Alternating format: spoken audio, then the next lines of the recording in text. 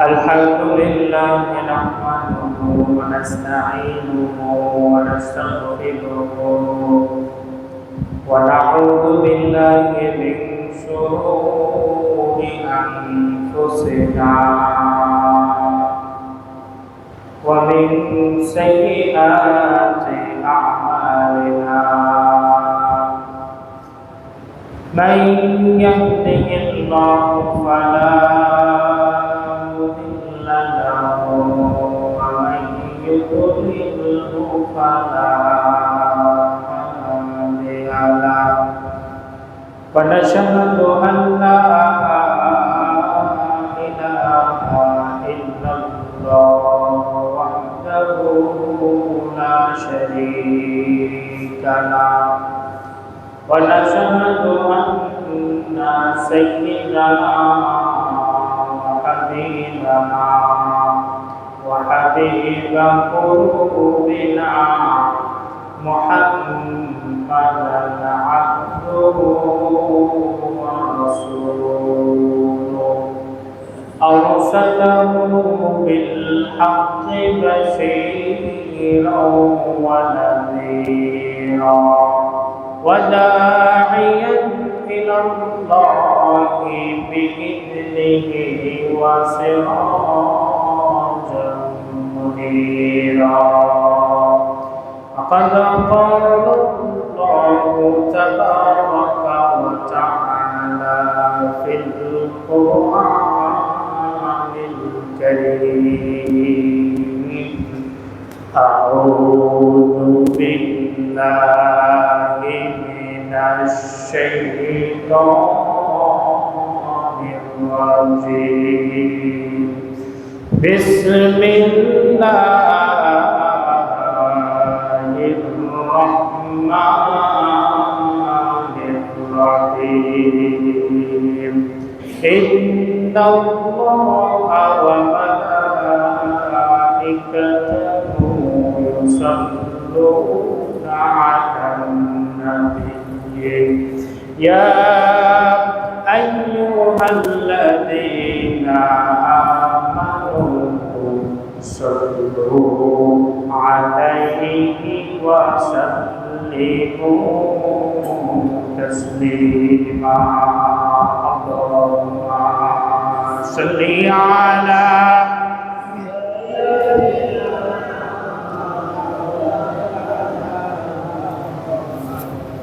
وعلى آله سيدنا شفيعنا محمد সবাই একটু আড়মোড়া ভেঙে মহব্বতের সাথে উচ্চকণ্ঠে জোরে সোরে সমস্বরে সকলে করি আল্লাহুম্মা সাল্লি আলা সাইয়্যিদিনা মাওলানা মুহাম্মদ ওয়া আলা আলি সাইয়্যিদিনা শাফিঈনা মুহাম্মদ প্রভু তুমি বলেছ রাসূল দেবে না বলনি দেবে না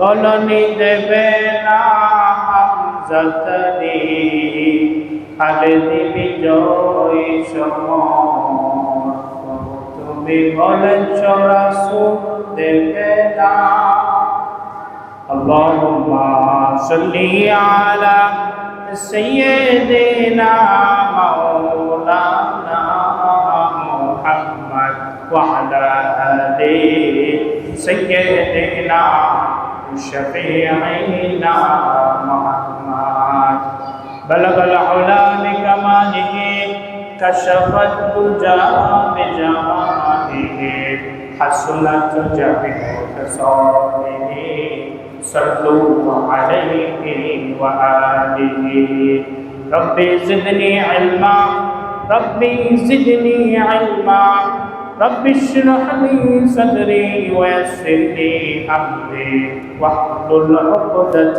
من لساني يفقهوا قولي وبك نستعين يا مستعان সম্মানিত মুসল্লিরা কিরাম আল্লাহ তাবারক ওয়া তাআলার দরবারে অসংখ্য অগণিত শুকরিয়া যে আল্লাহ রাব্বুল ইজ্জত আমাকে আপনাকে সুস্থ সবল রেখে হায়াতে তৈয়বা দান করেছেন এবং আবারও একটি মোবারকময় জুমার দিনে আগে পাক পবিত্র হয়ে মসজিদে আসার তৌফিক এনায়েত ফরমালেন।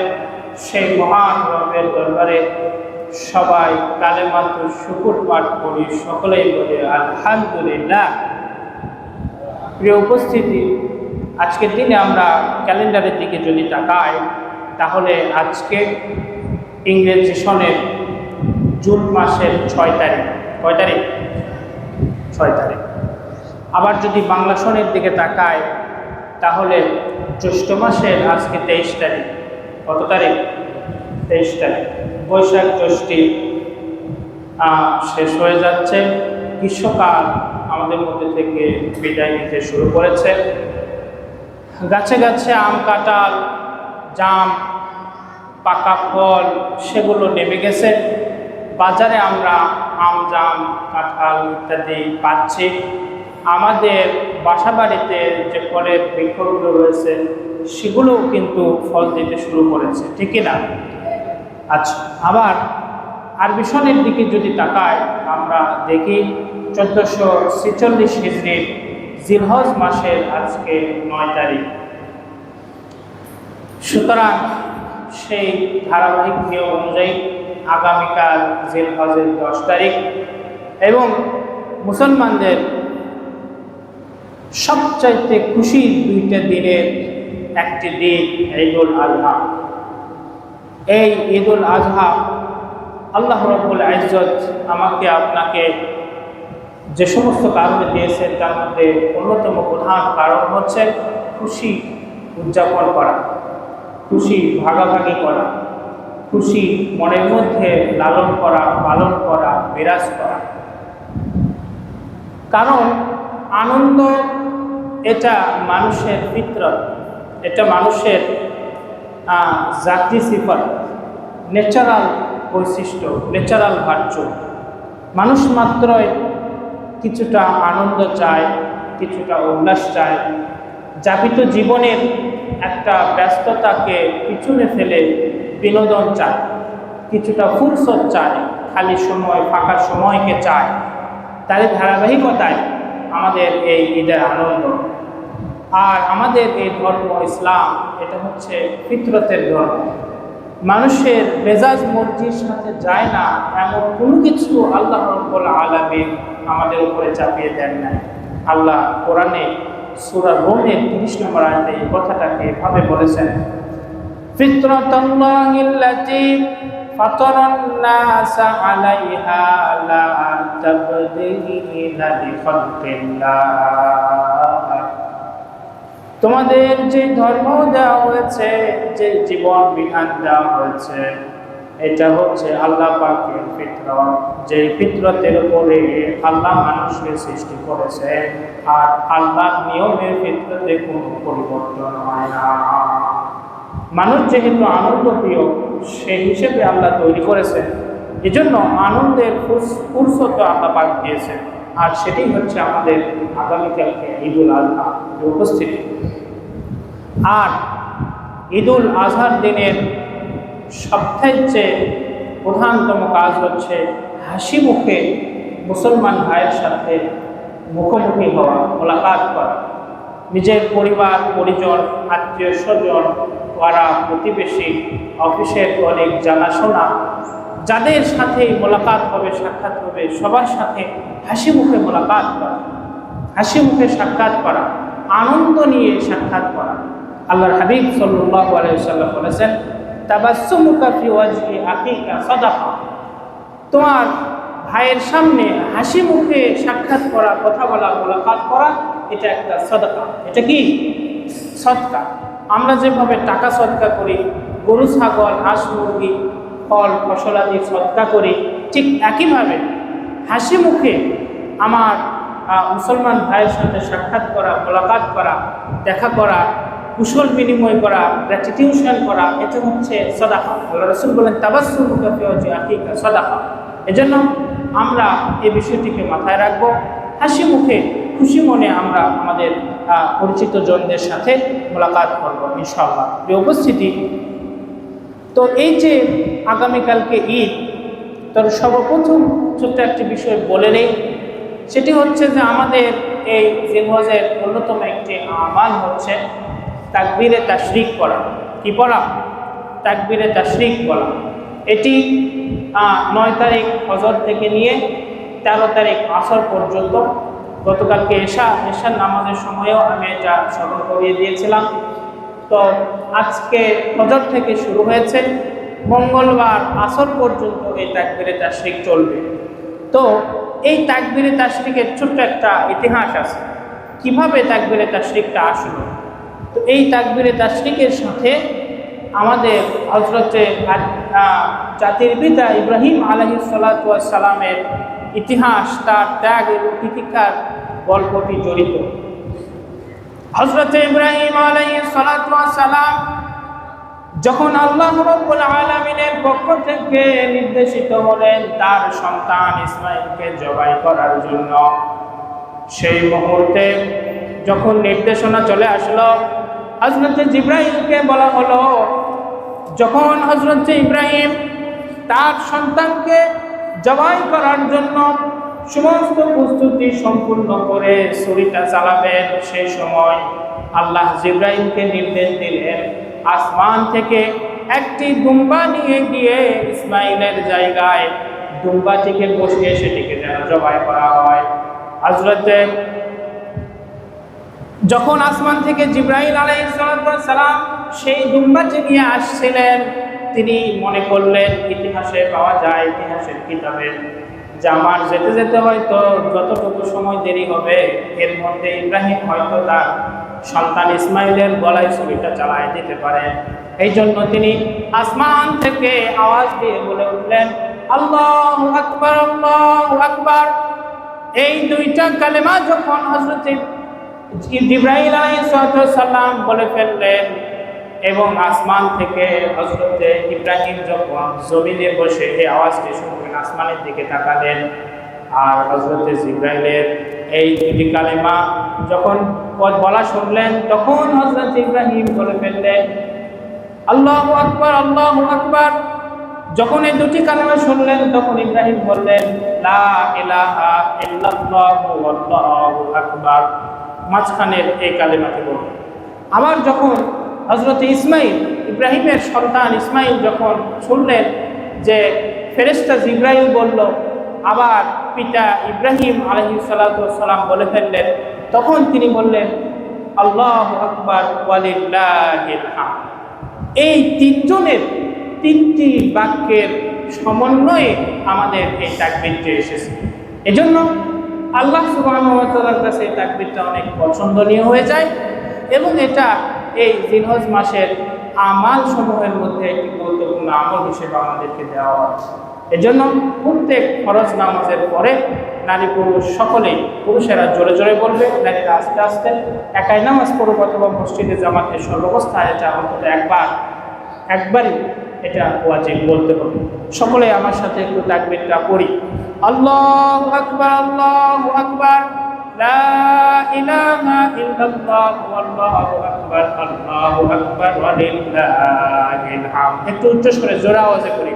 আল্লাহু আকবার, আল্লাহু আকবার, লা ইলাহা ইল্লাল্লাহু আল্লাহু আকবার, আল্লাহু আকবার ওয়ালিল্লাহিল হামদ। প্রিয় উপস্থিতি, এটি হচ্ছে ঈদের দিনের একটি তাকবীর, যেটি ঈদের নামাজে যাওয়ার সময় বলতে হয়, নামাজের মাঠে গিয়ে উপস্থিত হয়ে বলতে হয়, আবার নামাজ শেষে ফিরে আসার সময় বলতে হয়। তো এটি হচ্ছে তাকবীরের ইতিহাস সম্পর্কে আপনাদের কিছু শোনালাম। এবার যেহেতু আগামীকালকেই ঈদ, সুতরাং ঈদের দিনের কিছু সুন্নত আমল সম্পর্কে আপনাদের সামনে একটু আলোচনা করব। সেই সুন্নত আমলগুলো যেন আমরা আগামীকাল মেনে চলতে পারি। প্রিয় উপস্থিতি, আগামীকালকে কমিটির পক্ষ থেকে আমাকে জানানো হয়েছে যে ঈদের নামাজ 7:30টায় পড়া হয়েছে। আর যেহেতু ঈদের দিনে পশু কুরবানির একটি বিষয় জড়িত আছে, সেক্ষেত্রে 7:30টায় একটু আগে নির্ধারণ করা হয়েছে। তো সেই অনুপাতে আমরা ঈদের দিনে সুন্নতগুলো আমল করে যথাসময়ে উপস্থিত হওয়ার চেষ্টা করব। চলুন সুন্নতগুলো একটু জেনে আসি। সর্বপ্রথম সুন্নত হচ্ছে যে ঈদের দিনে আমরা সকাল সকাল ঘুম থেকে উঠে ফজরে উপস্থিত হওয়ার চেষ্টা করব। এখন গরমকাল চলছে, রাত ছোট দিন বড়, আমরা যদি রাতে ঘুমাতে যেতে দেরি করি, উঠতে আমাদের অসুবিধা হয়ে যাবে। এজন্য আমরা চেষ্টা করব একটু আগে আগে ঘুমিয়ে যেতে, যেন সকাল সকাল ঘুম থেকে উঠে ফজরটা পড়ে নিতে পারি। এরপরে আমরা ফজর পরেই বাসায় গিয়ে গোসলটা সেরে নেওয়ার চেষ্টা করব। ঈদের দিনে 2 ঈদ এবং জুমা এবং আরাফা, এই 3টি সময়ে গোসল করা সুন্নাত। আমরা যে সাধারণ সময়ে গোসল করি, এটা হচ্ছে আমাদের ফ্রেশনেস, একটা মনের শরীরের একটা তৃপ্তি, সৌন্দর্যের জন্য, পরিষ্কার পরিচ্ছন্নতার জন্য করে থাকি। কিন্তু সুন্নত গোসল হচ্ছে যখন এই 2 ঈদের সময় আসে, জুমার দিন এবং আরাফার ময়দানে যখন আমরা উপস্থিত হই সে সময়। এই সম্পর্কে হাদিস শরীফে এসেছে, সুনানুল কুবরা লিল বাইহাকি কিতাবের মধ্যে এসেছে, ইয়াউমাল জুমাআতি ওয়া ইয়াউমা আরাফাতা ওয়া ইয়াউমান নাহরি, জুমার দিন, আরাফার দিন এবং 2 ঈদের, ইয়াউমান নাহরি ওয়া ইয়াউমাল ফিতরি, ঈদুল ফিতর এবং ঈদুল আযহা, এই 4টি দিনে হচ্ছে গোসল করা সুন্নাত। সুতরাং আমরা এটি পালন করার চেষ্টা করব। এরপরে উত্তম পোশাক পরিধান করা আর সুগন্ধি ব্যবহার করা। হুজুরে পাক সাল্লাল্লাহু আলাইহি ওয়াসাল্লামের একটি বিশেষ জুব্বা ছিল, যেটি তিনি বছরে কোনো দিন পরতেন না, 2 ঈদ এবং জুমার দিনে পড়তেন। হাদিস শরীফে কথাটা এভাবে এসেছে। হযরত জাবের রাদিয়াল্লাহু তাআলা আনহু থেকে বর্ণিত, সহিহ ইবনে খুজাইমা কিতাবে এসেছে, কানাত লিন নবী সাল্লাল্লাহু আলাইহি ওয়াসাল্লাম জুব্বাতুন ইয়ালবাসুহা ফিল ঈদাইন ওয়া ইয়াউমিল জুমআ। আল্লাহর হাবিব সাল্লাল্লাহু আলাইহি ওয়াসাল্লামের একটি বিশেষ জুব্বা ছিল, যেটিকে তিনি পরতেন ফিল ঈদাইনে, 2টি ঈদের দিনে, ওয়া ইয়াউমাল জুমআতে, জুমার দিনে, যাতে করে একটা সুন্দর ভাইব তৈরি হয়, একটা পরিবেশ তৈরি হয়। একটি পরিষ্কার স্বচ্ছ সুন্দর পোশাক পরে যখন আমরা এক জায়গায় সমবেত হব, মনের মধ্যে একটা আনন্দ বিরাজ করে। আর ইমাম নবী বলেছেন, ওয়াতাআক্কাদু ইসতিহবাবুহু লিররিজালি ইয়াউমাল জুমআ ওয়াল ঈদ, আর এই যে সুগন্ধি ব্যবহার করা, পারফিউম, আতর, সুগন্ধি যেটাই বলি না কেন, সুন্দর ঘ্রাণ আসে, এই ধরনের তরল পদার্থ ব্যবহার করা, এটি হচ্ছে মুস্তাহাব, যেন ঈদের আনন্দ, মজমা বৈঠকের আনন্দ যাতে সুন্দরভাবে তৈরি হয়। আর ঈদের আরেকটি সুন্নত হচ্ছে পায়ে হেঁটে ঈদগাহে যাওয়া। কোনো বাহন, মোটরসাইকেল ইত্যাদি নিয়ে না গিয়ে ঘরে থেকে গোসল সেরে পোশাক পরিচ্ছদ পরে জায়নামাজটা হাতে নিয়ে পায়ে হেঁটে ঈদগাহে উপস্থিত হওয়া, এটি একটি সুন্নত। অনেকেই মোটরসাইকেল নিয়ে যায়, ঈদগাহের রাস্তায় ভিড় জমায়, যারা পায়ে হেঁটে যায় তারা যেতে পারে না, একটা ঝামেলা তৈরি হয়।